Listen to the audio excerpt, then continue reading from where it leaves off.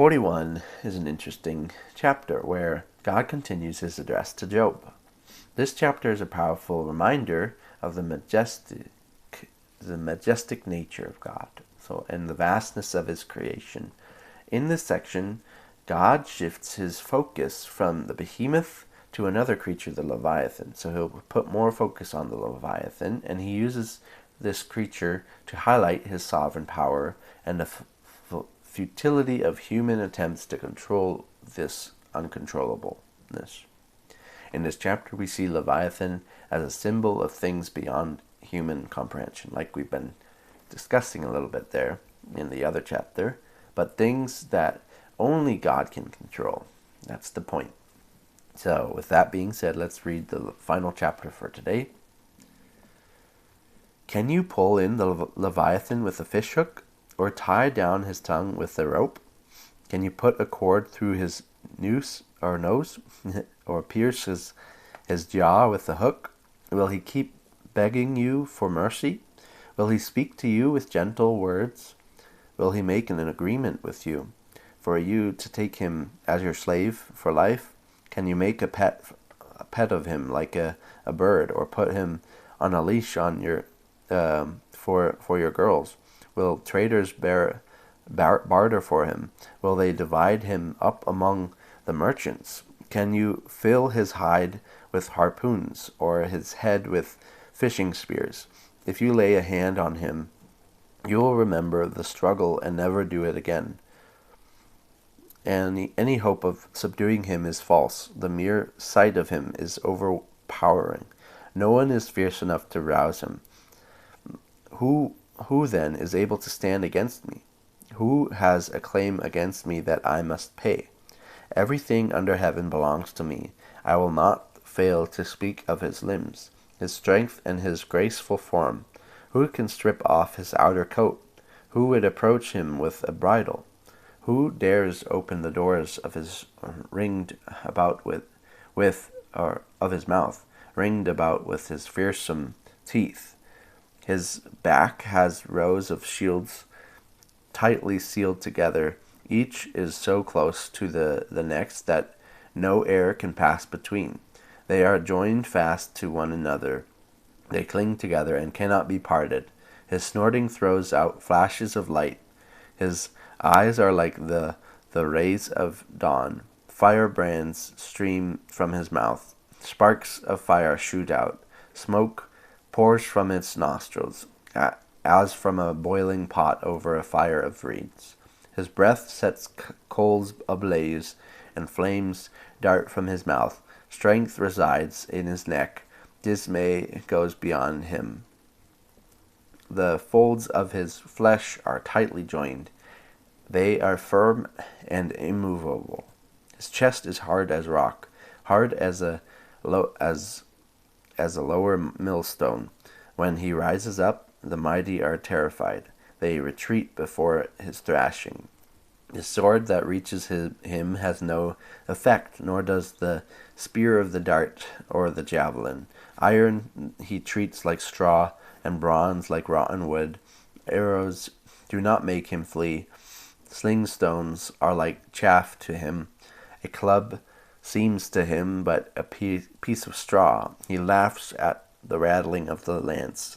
His undersides are jagged potsherds, leaving a trail in the mud like a threshing sledge.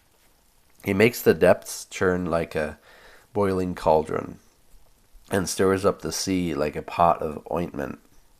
Behind him he leaves a glistening wake. One would think the deep had white hair.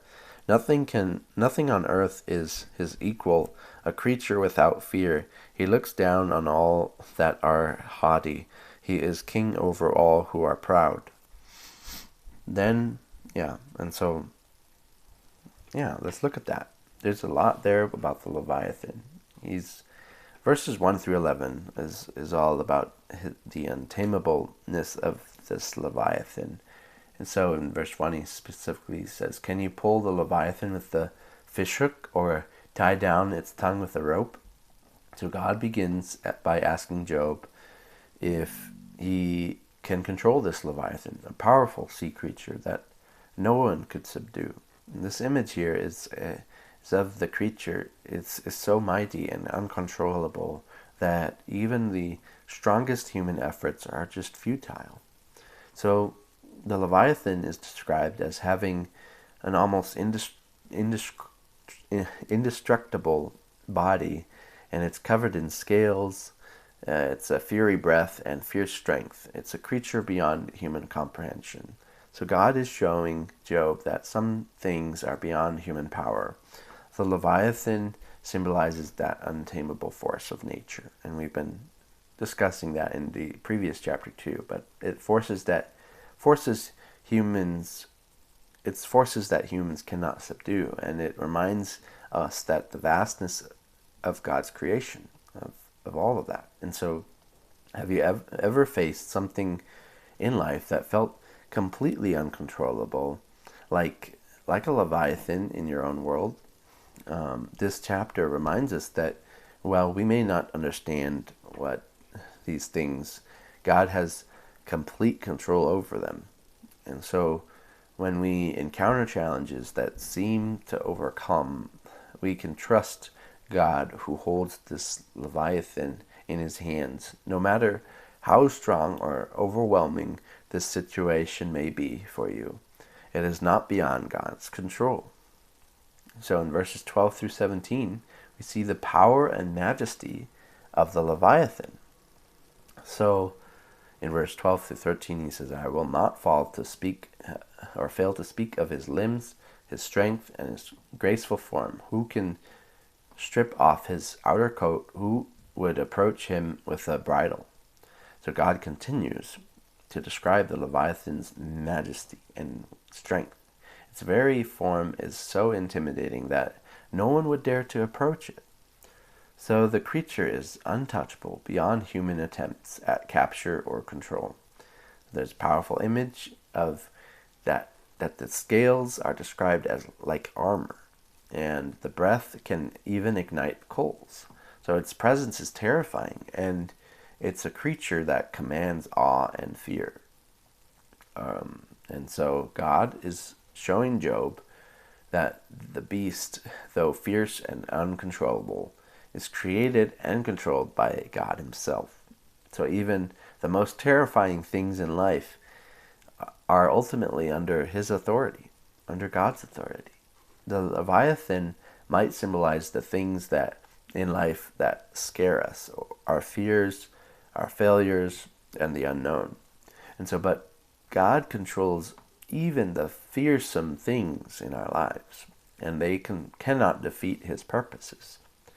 So when we feel overwhelmed by fear or anxiety, we need to remind ourselves that God is bigger than any fear. And just like the Leviathan, nothing is too great for God's control. In verses 18 through 24, we see the power of the Leviathan's strength. We see in verse 18, he says, his snorting throws out flashes of light. His eyes are like the rays of dawn. So here God controls his description of the Leviathan, emphasizing the power and awe-inspiring effects that it has. And the creature's eyes shine with brightness, and its power is evident in the flashes of light that it releases. So this is a beast that inspires awe, and yet God remains in control of this.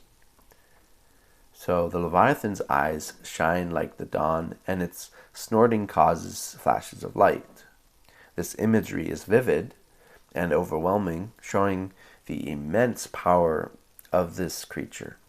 So the Leviathan's power is not something to be tamed, but it is controlled by God. And this is a reminder that all power, even that which seems uncontrollable, is ultimately within God's domain. Okay? So when you look at the chaos and the wilderness of this world, it's easy to feel small or helpless, but his passage invites us to remember that God that God holds it all in his hands. Nothing is too powerful for him. So when the world feels overwhelming, when things seem chaotic, trust that God has authority over everything. Just as he controls this Leviathan, he holds the world together. So verses 25 through 34 is about the unrivaled might of the Leviathan. Nothing on earth is its equal, a creature without fear. And so God concludes his description of the Leviathan by emphasizing that it is without equal, and there is nothing in creation that compares to its power and might. But even with such unmatched strength, the Leviathan is still subject to God's will. So the Leviathan is described as a creature without fear, showing utterly the unmatched and untamableness of it. And yet even then, this creature is subject to God's control. And so the Leviathan, like all creation, serves to remind us that God is the supreme ruler. This is not a rival to God's power. And that's important for us to remember. He alone is sovereign. God alone is sovereign over all things. And even the most powerful forces in the world, he has in his hands, in his control. And when we face challenges or forces that seem unbeatable, again, remember, we are reminded that nothing in life is beyond God's control. Even the most powerful forces are subject to his will. So remember these things. And let's dive into some application. Number one, God is sovereign over all forces. I can't stress this enough, but the Leviathan is a symbol of forces that seem untamable and overwhelming, yet God controls even these forces. And when life feels like it's stripping us out of control, remind yourself that God's sovereign over all things, even the things that seem impossible to tame. So the second thing is that trust in God's power. See, God's description of the Leviathan reminds us that his power is unmatched and that power is always at work in the world, even when we can't see it. When facing something powerful or terrifying, choose to trust God's power to handle it. He is the one who holds the world together, and he will bring his will to fruition.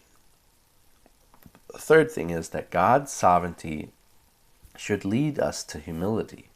Just as Job was humbled by God's immense power, we too should respond in humility when we recognize that God is in control of everything, including the Leviathan of our lives. In moments of doubt, of fear, humble yourselves before God, okay? Acknowledge his sovereignty and choose to trust that he will lead you through any trial. And no matter how powerful it may seem, he'll lead you through it. So, this chapter really does challenge us to see the majesty and sovereignty of God. The Leviathan is a creature with immense control and power, and yet that's also under God's authority. And this passage is a powerful reminder that nothing in life is beyond God's reach. No, not our fears, not our struggles, and not the chaos we see in the world. When you face things that seem untamable or uncontrollable, remember that God holds all things in his hands. And just as he's sovereign over this mighty Leviathan, he is also sovereign over your life. Trust in his power, humility, and wisdom. So when it comes to our raw emotions, when we bring them forth to God, don't stay in that place. Humble yourself at some point, because God is going to answer us if we earnestly seek for those answers, And sometimes there's a question we ask that will not be answered at all, and that's okay.